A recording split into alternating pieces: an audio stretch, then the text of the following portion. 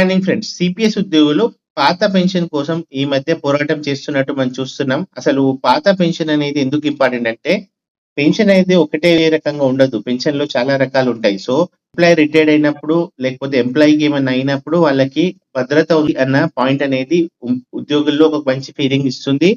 అది డెఫినెట్‌గా కావాలి. ఎందుకంటే ఉద్యోగి లేనప్పుడు లేదా ఆయన ఓల్డ్ ఏజ్‌లో మనకి పవర్, ఎనర్జీ లేనప్పుడు సర్వైవ్ అవ్వడానికి కావాల్సిన పెన్షన్ అనేది చాలా ఇంపార్టెంట్. సో, దానికి సంబంధించి అసలు పెన్షన్ ఎన్ని రకాలుగా ఉంటుంది? దాంట్లో ఎన్ని టైప్స్ ఉన్నాయి? ఏ రూల్ ప్రకారం అది అప్లికబుల్ అవుతుందో మన కెరీర్ పరంగా కూడా హెల్ప్ అవుతుంది కాబట్టి ఈ వీడియో పూర్తిగా చూడండి.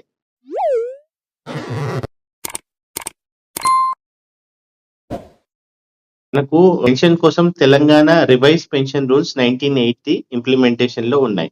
సో వాటికి సంబంధించిన డిఫరెంట్ పెన్షన్స్ ఏమేమి వస్తాయో చూద్దాం. ఫస్ట్‌ది సూపర్ యాన్యుయేషన్ పెన్షన్. ప్రభుత్వం నిర్ణయించిన పదవీ విరమణ వయస్సు పూర్తి చేసి ఉద్యోగి పదవీ విరమణ చేసినప్పుడు మంజూరు చేసే పెన్షన్‌ని సూపర్ యాన్యుయేషన్ పెన్షన్ అంటాం. సో మనకు ఒక రిటైర్మెంట్ ఏజ్ ఉంటుంది కాబట్టి ఆ ఏజ్‌కి సంబంధించిన వరకు డ్యూటీ చేసి రిటైర్డ్ అయితే మనకిచ్చే పెన్షనే సూపర్ యాన్యుయేషన్ పెన్షన్ అంటాం. దానికి రివైజ్ పెన్షన్ రూల్‌లోని రూల్ నంబర్ 33 మరియు రూల్ 42 అనేవి ఇంప్లిమెంటేషన్‌లో ఉన్నాయి.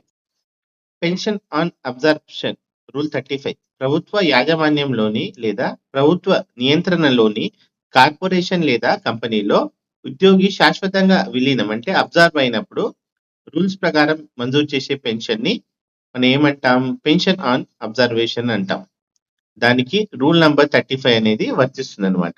ఇన్వాలిడేషన్ పెన్షన్ అంటే ఉద్యోగి సర్వీస్ లో ఉన్నప్పుడు అనారోగ్యం లేదా శారీరక అంగవైకల్యం కారణంగా ఇకపై ప్రభుత్వ సేవ కొనసాగించడానికి అనర్హుడని వైద్యపరంగా నిర్ధారించినప్పుడు నిబంధనల ప్రకారం మంజూరు చేసే పెన్షన్ ను ఇన్వాలిడేషన్ పెన్షన్ అంటాం.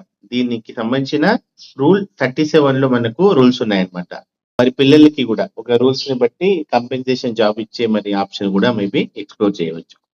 కంపెన్సేషన్ పెన్షన్ రూల్ 38 ప్రభుత్వ సేవలో ఉద్యోగి పనిచేస్తున్న పదవి లేదా సంస్థ కారణంగా కొన్ని ప్రత్యేక పరిస్థితుల్లో ఉద్యోగం కోల్పోయే పరిస్థితి ఏర్పడినప్పుడు నిబంధనల ప్రకారం మంజూరు చేసే పెన్షన్‌ను కంపెన్సేషన్ పెన్షన్ అంటాం.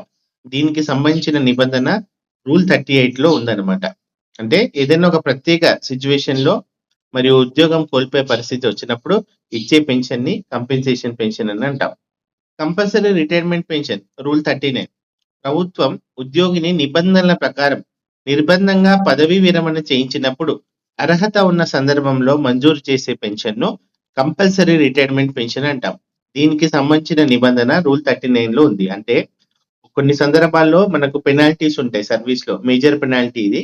అంటే ఏదైనా తప్పు జరిగినప్పుడు లేకపోతే ఏదైనా చేయకూడని పని సర్వీస్‌లో చేసినప్పుడు వాళ్ళని గవర్నమెంట్ మేజర్ పెనాల్టీ కింద డెఫినిట్‌గా రిటైర్డ్ అవ్వాలి. అంటే నిర్బంధంగా పదవీ విరమణ చేయాలని చెప్పినప్పుడు అప్లై అయ్యే రూల్ 39 ఆ టైంలో ఎలిజిబిలిటీ ప్రకారం ఇచ్చే పెన్షన్‌ని కంపల్సరీ రిటైర్మెంట్ పెన్షన్ అని అంటారు. ఇంకోటి కంపెన్సేషన్ అలవెన్స్ రూల్ 40 ఉద్యోగిని ప్రభుత్వం సర్వీస్ నుంచి తొలగించినప్పుడు లేదా డిస్మిస్ చేసినప్పుడు సాధారణంగా పెన్షన్, గ్రాట్యుటీ ఏమి ఇవ్వరన్నమాట. అంటే డిస్మిస్ అనేది చాలా డేంజర్ అన్నమాట. అంటే ఏదైనా తప్పు చేసినప్పుడు ఒక మేజర్ పెనాల్టీ ఏమో కంపల్సరీ రిటైర్మెంట్. ఆ టైంలో పెన్షన్ వచ్చే ఛాన్స్ ఉంది కానీ డిస్మిస్ చేసినప్పుడు మాత్రం ఏ గ్రాట్యుటీ ఉండదు, పెన్షన్ కూడా రాదన్నమాట. అయితే ప్రత్యేకంగా పరిగణించబడిన సందర్భాల్లో ఏదైనా స్పెషల్ కేసు ఉంటే దాన్ని కన్సిడర్ చేసి ఇచ్చే పెన్షన్‌ని కంపెన్సేషన్ అలవెన్స్ అంటారు. దీనికి సంబంధించిన నిబంధన రూల్ 40 లో ఉందన్నమాట. ఇంపార్టెంట్ రూల్ రిటైరింగ్ పెన్షన్ అన్నమాట. అర్హతలు మరియు నిబంధనలను పూర్తి చేసిన ఉద్యోగి పదవీ విరమణ వయస్సు పూర్తి కాకముందే అంటే ఇంకా సర్వీస్ ఉంది. కాకపోతే ఆయన ముందే స్వచ్ఛందంగా రిజైన్ చేయాలి అనుకున్నప్పుడు మంజూరు చేసే పెన్షన్‌ని రిటైరింగ్ పెన్షన్ అంటారు. దానికి సంబంధించిన రూల్ 43 అండ్ 44 లో ఉందన్నమాట. యాంటిసిపేటరీ పెన్షన్ రూల్ 51 ఒక వ్యక్తి రిజైన్ అంటే పదవీ విరమణ చేశాడు. కాకపోతే పెన్షన్ మంజూరులో లేదా చెల్లింపులో అడ్మినిస్ట్రేటివ్ డిలే అయింది. అంటే తుది పెన్షన్ మంజూరయ్యే వరకు అతనికి నిబంధనల ప్రకారం తాత్కాలికంగా చెల్లించే పెన్షన్‌ను యాంటిసిపేటరీ పెన్షన్ అంటాం. దీనికి సంబంధించిన నిబంధన రూల్ 51 లో ఉంది. అంటే ఒక వ్యక్తికి మరి పెన్షన్ ఇవ్వాలి. కాకపోతే ఏదో అడ్మినిస్ట్రేటివ్ డిలేస్ ఉన్నాయి, మరి కోర్ట్ కేసెస్ ఉన్నాయి, ఆఫీస్ పైన ఏదో సో అప్పుడు పెన్షన్ రాకపోతే సర్వైవ్ అవ్వడం కష్టం కాబట్టి రూల్ 51 ప్రకారం తుది మనకి ఉత్తర్వు వచ్చే వరకు ఇచ్చే యాంటిసిపేటరీ పెన్షన్ అనేది రూల్ 51 లో ఉందన్నమాట. రూల్ 52 కొంచెం డిఫరెంట్. అక్కడ డిపార్ట్మెంటల్ డిలే, కానీ ఇక్కడ ఉద్యోగి పదవీ విరమణ చేసే సమయానికి అతనికి డిపార్ట్మెంటల్ లేదా జ్యుడిషియల్ ప్రొసీడింగ్స్ పెండింగ్ లో ఉన్నప్పుడు తుది నిర్ణయం వచ్చే వరకు చెల్లించే తాత్కాలిక పెన్షన్ ప్రొవిజనల్ పెన్షన్ అంటాం. దీనికి సంబంధించిన రూల్ 52 లో ఉంది. అంటే 51 లో డిపార్ట్మెంటల్ డిలే, 52 ఈ ఉద్యోగి పైన ఏదైనా డిపార్ట్మెంటల్ ఎంక్వైరీ నడుస్తున్నప్పుడు అతను సర్వైవ్ కోసం ఇచ్చే పెన్షన్ నే ప్రొవిజనల్ పెన్షన్ అని అంటారు. నెక్స్ట్ మనకు తెలిసిన విషయమే ఫ్యామిలీ పెన్షన్ రూల్ 50. ప్రభుత్వ ఉద్యోగి సేవలో ఉండగా మరణించినప్పుడు లేదా పదవీ విరమణ అనంతరం మరణించినప్పుడు నిబంధనల ప్రకారం అర్హత కలిగిన కుటుంబ సభ్యులకు చెల్లించే పెన్షన్ ను ఫ్యామిలీ పెన్షన్ అంటాం. అంటే మనకు తెలిసిన విషయమే. అంటే ఉద్యోగి తర్వాత వాళ్ళ ఫ్యామిలీకి ఇచ్చే పెన్షన్ ఫ్యామిలీ పెన్షన్ అంటారు. దీనికి సంబంధించిన రూల్ 50 లో ఉందన్నమాట. ఎన్హాన్స్డ్ ఫ్యామిలీ పెన్షన్ అర్హత ఉన్న సందర్భంలో ఉద్యోగి మరణించినప్పుడు కుటుంబ సభ్యులకు సాధారణ ఫ్యామిలీ పెన్షన్ కంటే అధిక రేటులో నిర్దిష్ట కాలం పాటు చెల్లించే ఫ్యామిలీ పెన్షన్ ను ఎన్హాన్స్డ్ ఫ్యామిలీ పెన్షన్ అంటాం. ఎన్హాన్స్డ్ ఫ్యామిలీ పెన్షన్ కు సంబంధించిన నిబంధనలు రూల్ 50 లో ఉన్నాయి. జనరల్ గా 1/3 పెన్షన్ మాత్రమే ఫ్యామిలీ పెన్షన్ కు వస్తుంది అనమాట. బేసిక్ లో 1/3. కాకపోతే అదే రిటైర్డ్ అయిన ఎంప్లాయీకి 1/2 వస్తుంది బేసిక్ లో.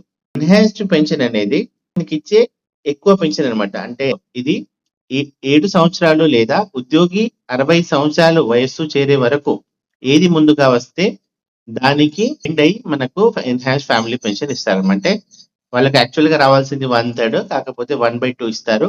అది రూల్ ప్రకారం. సో ఎక్స్ట్రా ఇస్తారు కాబట్టి దీన్ని అడిషనల్ ఫ్యామిలీ పెన్షన్ అని అంటారు. Normal family pension rule 50. Enhance family pension చెల్లించే కాలం పూర్తయిన తర్వాత అర్హత కలిగిన కుటుంబ సభ్యులకు సాధారణ రేటులో చెల్లించే పెన్షన్ ను నార్మల్ ఫ్యామిలీ పెన్షన్ అంటారు. అంటే ప్రస్తుత అధికారిక సమాచారం ప్రకారం మనకు తెలిసిన విషయమే. చివరికి పొందిన ఎమాల్యుమెంట్స్ 30% ఉంటుంది. దీనిని రూల్ 50 లో చెప్పారంటే ఎమాల్యుమెంట్స్ అంటే యాక్చువల్ గా బేసిక్ ప్లస్ డిఏ అని అనుకోవచ్చు. దాని ప్రకారం మనం 1/3 ఇస్తారన్నమాట. అదే మనకు నార్మల్ ఫ్యామిలీ పెన్షన్. మనం ఇంతకు ముందు చూసిన రూల్లో ఎన్హాన్స్ ఫ్యామిలీ పెన్షన్ అయిపోయిన తర్వాత నార్మల్ గా ఇచ్చే పెన్షన్ ని నార్మల్ ఫ్యామిలీ పెన్షన్ అంటాం. అది ఎమాల్యుమెంట్స్ లో 1/3 ఉంటుంది. అదే ఎన్హాన్స్డ్ ఫ్యామిలీ పెన్షన్ లో అది 1/2 గా ఉంటుంది అనమాట. సో రివైజ్ గా మనం చూసుకుంటే తెలంగాణ రివైజ్ పెన్షన్ రూల్స్ ఇలా ఉంటాయి. సూపర్ యాన్యుయేషన్ పెన్షన్ ఒకటి ఉంది, పెన్షన్ అండ్ అబ్జర్వేషన్ ఒకటి ఉంది, ఇన్వాలిడేట్ పెన్షన్ ఉంది, కంపెన్సేషన్ పెన్షన్ ఉంది, compulsory retirement pension, compensation allowance, retiring pension, family pension, anticipatory pension, provisional pension. So family pension లోనే ఎన్హాన్స్డ్ ఫ్యామిలీ పెన్షన్ ఇవన్నీ వచ్చేస్తాయి. ఇవి రూల్స్ అన్నమాట. ఈ రూల్స్ నేను కంపైల్ చేయడానికి ట్రై చేశాను. మీకు ఏమైనా రూల్స్ లో ఏదైనా డిస్పరెన్సీ తెలిస్తే నా కామెంట్ రూమ్ లో తెలియజేయండి. ఇలాంటి ముఖ్య సమాచారం అనేది మీరు డెఫినెట్ గా సేవ్ చేసి పెట్టుకోండి. ఉద్యోగ మిత్రులకు షేర్ చేయండి. మరింత సమాచారం కోసం stay tuned and subscribe to my channel. Thank you very much.